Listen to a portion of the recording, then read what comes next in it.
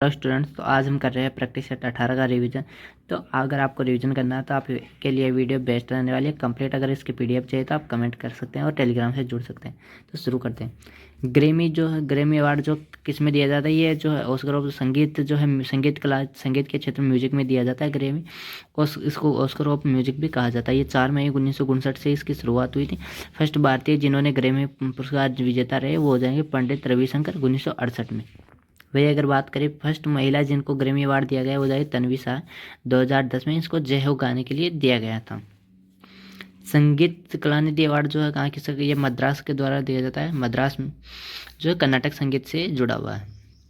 कर्नाटक संगीत के क्षेत्र में मद्रास सरकार ये देती है संगीत कलानिधि अवार्ड।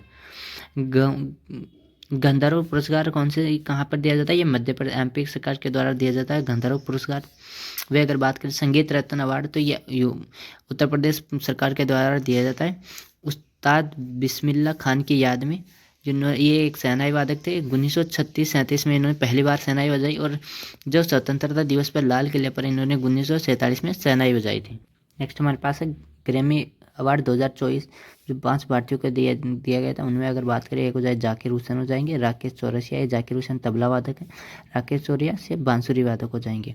अगर वहीं जो सेल्वा गणेश विनायक राम को दिया गया जो ताल वादक जो है। गणेश राज राजगोपालन जो है ये वायलिन वादक है, इनको भी ग्रैमी अवार्ड 2025 में मिला। वही अगर बात करें शंकर महादेवन जो है ये गायक हो जाएंगे, तो इनको भी ग्रैमी अवार्ड 2024 में दिए गए। वे 2024 में कौन से ग्रैमी मिले थे, 66वें नंबर के ग्रैमी थे। ग्रैमी की शुरुआत कब हुई थी, 1959 में। 66वें नंबर के कब मिले, 2024 में। और 2025 में इनकी घोषणा हो चुकी है 67वें जो है ग्रैमी अवार्ड की। तो आप बताएंगे 67वां ग्रैमी अवार्ड किसको दिया गया, तो 2025 में ग्रैमी अवार्ड किसको मिला। तो ये आपका होमवर्क के लिए या आप इसके कमेंट करेंगे। नेक्स्ट हमारे पास दिया गया है FAO। इसका पूरा नाम होता है फूड एंड एग्रीकल्चर ऑर्गेनाइजेशन। इसका हेडक्वार्टर जो है इटली में हो जाए, इटली रोम में हो जाएगा। इसकी स्थापना 16 अक्टूबर 1945 को हुई थी। 16 अक्टूबर को खाद्य दिवस मनाया जाता है। धूमल नृत्य जो है कहाँ पर मनाया जाता है, ये नृत्य जो कहाँ का हो जाएगा, जम्मू कश्मीर का धूमल हो जाएगा। अन्य बात करें अगर जम्मू कश्मीर के नृत्य की हो जाएगा मंद जाल हो जाएगा, डुम हाल हो जाएगा, रऊफ हो जाएगा, हिकात हो जाएगा, बच्चा नगमा हो जाएगा, दामिली हो जाएगा। ये भी कहाँ का, जम्मू कश्मीर का। और सिद्धि धमाल कहाँ का है, गुजरात का। सिद्धि धमाल गुजरात का और धमाली जम्मू कश्मीर का, ये आपको पता होगा। नृत्य जो है नृत्य नाटक का है, यानी कथकली जो है एक नृत्य है लेकिन ये क्या है, एक नाटक है। ये क्या है, नाटक है। इसमें ये आकाश तत्व का एक प्रतीक इसमें किया जाता है। इसके नायक जो होते हैं कथकली के उसको पांचा बोला जाता है और खलनायक को जो है कथी कहा जाता है। ये थिएटर में किया जाता है। थिएटर का नाम क्या होता है इसमें, कुटपालम जो थिएटर को बोला जाता है जिसमें कथकली किया जाता है। इसमें टोटल मुद्राएं जो होती है वो 24 मुद्राएं होती है। इसकी भाषा मणि मलयालम होती है, यानी संस्कृत प्लस मलयालम का दोनों भाषाओं का मिश्रण इसमें होता है। इसमें ढोल जो यूज किया जाता है वो होता है कैलिकोटम, और संगीत जो इसमें स्वप्न संगीत यूज किया जाता है। नेक्स्ट हमारे पास है राष्ट्रीय उद्यान जो यूनेस्को हेरिटेज है। कौन कौन से राष्ट्रीय उद्यान है जो यूनेस्को हेरिटेज में शामिल है, तो हो जाए काजीरंगा नेशनल पार्क जो है यूनेस्को में शामिल है, 1985 में शामिल किया गया। केवलादेव जो है 1985 में शामिल किया, ये भी एक राष्ट्रीय उद्यान है। सुंदरवन की बात करें तो आप सभी को पता है ये पश्चिम बंगाल में, ये भी एक क्या है, राष्ट्रीय उद्यान है। इसको 1987 में जो है यूनेस्को में शामिल किया गया था। ये दोनों का है राजस्थान में हो जाएंगे।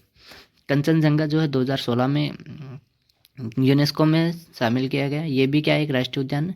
ये क्या है, कंचनजंगा कहाँ पर है, सिक्किम हो जाए। नंदा देवी जो है ये 1988 में जो है शामिल किया गया यूनेस्को हेरिटेज में, ये कहाँ पर है, नंदा देवी फुलर घाटी उत्तराखंड में हो जाएगा। पश्चिमी घाट जो है 2012 में इसको जो है राष्ट्रीय उद्यान के रूप में शामिल किया गया। ब्रिक्स की स्थापना कभी 2009 में। भारत के दूसरे चंद्र मिशन चंद्रयान सेकेंड कितने पेलोड ले जाए गए थे, यानी चंद्रयान सेकेंड था उसके द्वारा कितने पेलोड ले जाए गए थे, तो उसमें आ जाए 13 पेलोड इसमें ले जाए गए थे। ज़्यादा जानकारी चंद्रयान 2 की हम कर चुके हैं तो इसलिए मैंने उसको नोट नहीं करी। CBI जो है, CBI की स्थापना कब हुई, 1963 में हो जाएगा। ये इसकी स्थापना किस समिति से हुई? संथानम समिति के द्वारा इसकी स्थापना की गई। फर्स्ट निर्देशक जो है सीबीआई की हो जाएगी डीपी कोहली। वर्तमान में इसके निर्देशक कौन है? प्रवीण सूद हो जाएंगे। हेडक्वार्टर इसका हो जाएगा सीजीओ कॉम्प्लेक्स नई दिल्ली में। सत्याग्रह सभा की स्थापना किसने की? तो महात्मा गांधी के द्वारा कब की गई? फरवरी 1919 में सत्याग्रह सभा की स्थापना है। गांधी जी के द्वारा पहला सत्याग्रह कब किया गया था? 11 सितंबर 1906 को। पहली बार कहाँ पर? साउथ अफ्रीका में इन्होंने सत्याग्रह किया था। भारत में पहली बार इन्होंने सत्याग्रह कब हुआ? 1917 चंपारण किसान आंदोलन नील के विरुद्ध में ये किया गया था। आप सभी को पता होगा, बिहार के अंदर। राजकुमार शुक्ला और गांधी जी आपस में कहाँ मिले थे? 1916 के कांग्रेस अधिवेशन में। आप बताएंगे कांग्रेस 1916 का जो है कांग्रेस अधिवेशन कहाँ पर हुआ था? कांग्रेस नागपुर अधिवेशन कब हुआ? 1920 में, जिसके अध्यक्ष कौन थे? विजय राघवाचार्य। असहयोग आंदोलन के जो है मुख्य चर्चा इसमें असहयोग आंदोलन पर हुई। असहयोग आंदोलन कब हुआ? 1 अगस्त 1920 को। वाइसराय इसके कौन थे? चेम्सफोर्ड। असहयोग आंदोलन वापस कब लिया गया? 12 फरवरी 1922 को। क्यों? चोरा चोरी कांड के कारण। कब हुआ चोरा चोरी कांड? 4 फरवरी 19 को। कहाँ पर? गोरखपुर में। वर्तमान में चोरा चोरी कहाँ पर? गोरखपुर में। पुलिस चौकी के जो है हेड थे, मतलब पुलिस वालों के जो उनके लीडर थे वो कौन थे? गुप्तेश्वर सिंह। और जो है भीड़ का जो है नियंत्रण कर रहे थे वो कौन थे? भगवान अहीर हो जाएंगे। नेक्स्ट हमारे पास खिलाफत आंदोलन की शुरुआत कहाँ पर हुई थी? ये तुर्की में हुई खिलाफत आंदोलन। भारत में खिलाफत आंदोलन नवंबर 1919 में हुआ। कौन इसके जो है शामिल थे करने वाले? मोहम्मद अली और शौकत अली। खत्म ये कब हुआ खिलाफत आंदोलन? 1924 में। अखिल भारतीय खिलाफत आंदोलन की स्थापना हुई 23 नवंबर 1919 को। किन्होंने की? महात्मा गांधी इसके अध्यक्ष रहे। नई दिल्ली में इसकी स्थापना, हेडक्वार्टर नई दिल्ली में। अखिल भारतीय खिलाफत आंदोलन की शुरुआत। फिर अगर बात करें दक्षिणी अफ्रीका से वापस आने के बाद महात्मा गांधी फरवरी 1916 में बनारस हिंदू विश्वविद्यालय के उद्घाटन के समय पहली बार सार्वजनिक रूप से आम जनता से रूबरू हुए। यानी साउथ अफ्रीका से आने के बाद गांधी जी पहली बार जनता से कहाँ मिले? तो 1916 में BHU हिंदू बनारस विश्वविद्यालय के उद्घाटन के समय पहली बार जनता से मिले थे। सहकारी आयोग की सरकारी आयोग कब बना? 1983 में। इन्होंने रिपोर्ट कब पेश की? 1988 में इनकी रिपोर्ट आई। अध्यक्ष जो है सरकारी आयोग के हो जाएंगे आर सरकारिया। अन्य इनके 2 सदस्य थे, वो टोटल सदस्य इसके 3 थे। 2 सदस्य थे वो हो जाएंगे बी शिवरामन और RS सेन हो जाएंगे। केंद्र और राज्यों के मध्य के संबंध स्थापित करने के लिए बनाया गया था। कौन सा आयोग? सरकारी आयोग 1983 में, केंद्र राज्यों के मध्य संबंधों के लिए।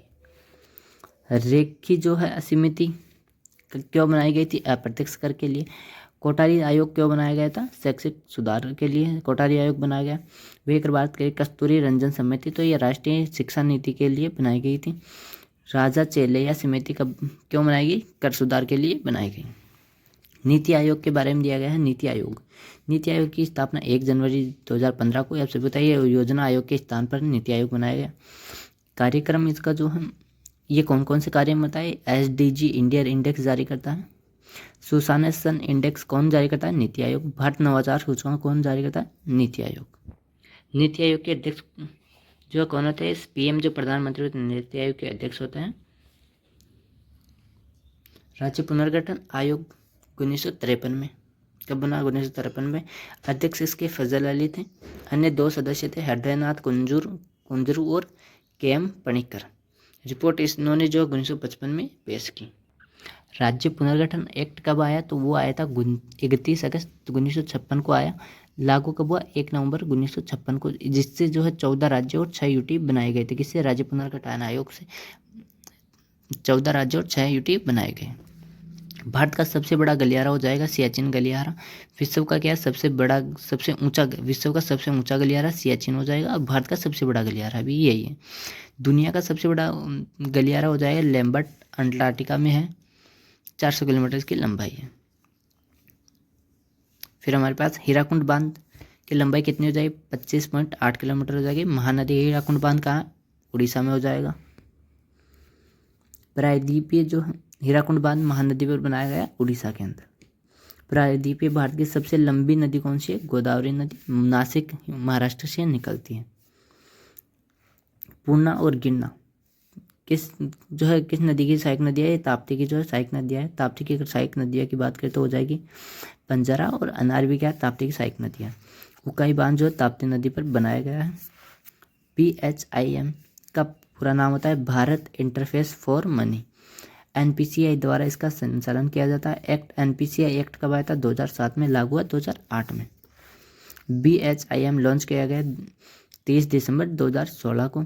भारत QR कोड कब लॉन्च हुआ? 20 फरवरी 2017।